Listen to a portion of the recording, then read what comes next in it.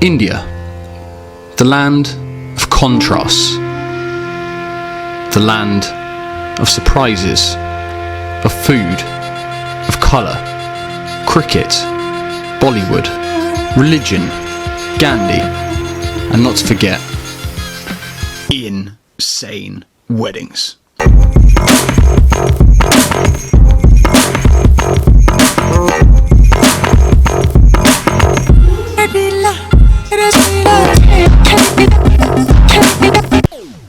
Right, enough of the wannabe travel vlogger footage, let's get on to the fun stuff. Languages. So as you may have guessed, we were recently invited to an Indian wedding! And the celebration took place in a small town called Wardha. Now to my shock and secret delight, it turned out that not everybody spoke English. So obviously the first thing I did was tell them, you need to learn Americanish. And to be fair, I think they took it on board. However, just in case, if you are invited to an Indian wedding where people don't speak English or Americanish, here are the top 10 Hindi phrases you need to know. Namaste. Which means I bow to you, or in other words, hi. Now to be honest, people in India understand and use hi and hello, but the Hindu equivalent's pretty easy to remember, so quick win. Shukriya. Thank you. So for number 2, it's Indian tradition to treat their guests like God. So as people welcome you, help you and give you food, this word's going to come in handy.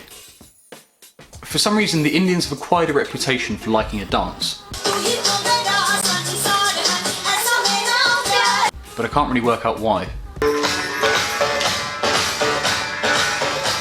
So just be aware that if you're invited to an Indian wedding and you hear this phrase, Chalo naaste.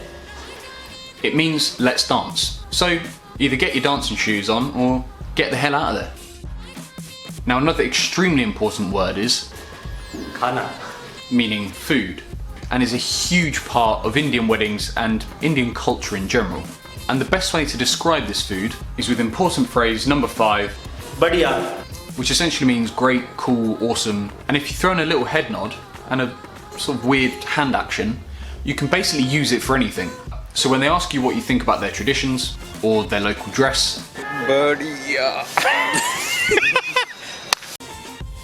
Now, for any sensitive Sallys out there, you're going to need to remember the word Tikha.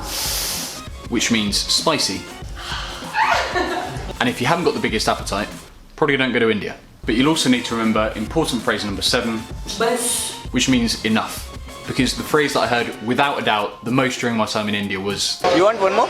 so when you really can't eat anymore and you need to make your point, Bas. Bas.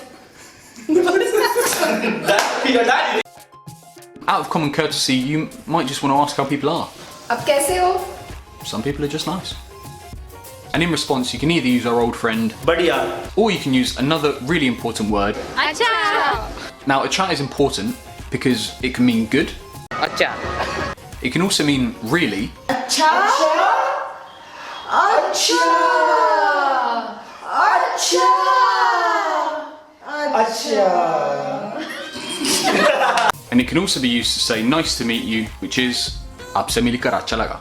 I'm sure that pronunciation is awful, so apologies India, but I'm trying. And finally, you're going to need something to wish to the happy couple, the friends, the family, and the hundreds if not thousands of people that turn out on the day. So here's one phrase that works in any situation. Congratulations. So ladies and gents, if you have the honour of being invited to an Indian wedding, remember to learn these 10 phrases, to purge your stomach, and to revise your Bollywood moves. Trust me.